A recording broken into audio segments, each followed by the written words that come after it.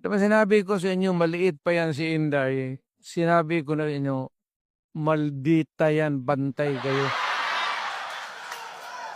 So, nakita nila nagbugbog ng pulis. Hindi lang yun.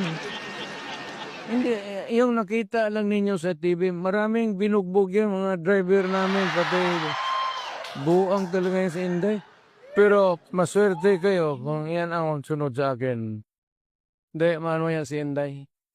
Bright, smart, pero mainit ang ulo. Hindi Sara, ko ako ni imuhang amahan. Hinungdom pa ba ka sa kuha kay basin mabulok ko din ni. Wa, intawan ko day. Anak ko, sige ginatrabahoan na namo. Kada adlaw. Di na ko makatulog kay maguna-una ko.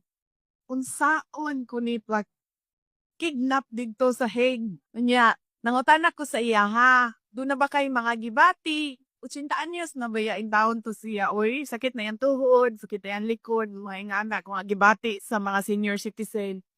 Anak ko, kantong sakit sa imong ulo, kanang imong bikong sa tiil, ko ireklamo na sa doktor na baka gibati. So, mo ko gibati, pero sakit ang ako ang dughay. Nagsakit ang ako ang kasing-kasing.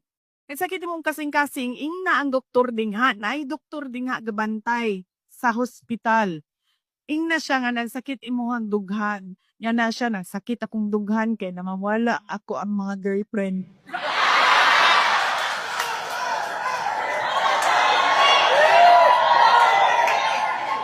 Ngun ko sa iya, ko ayaw kaguol. Ayaw kaguol.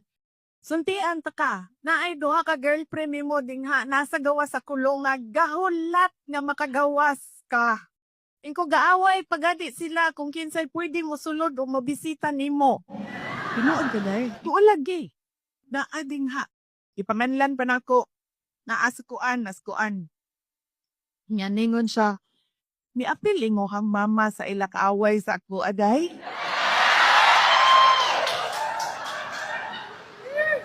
Ako saya, ingon akong mama, tiguan na daw ka o chitaan niya sa daw ka. Di nga daw siya nimo.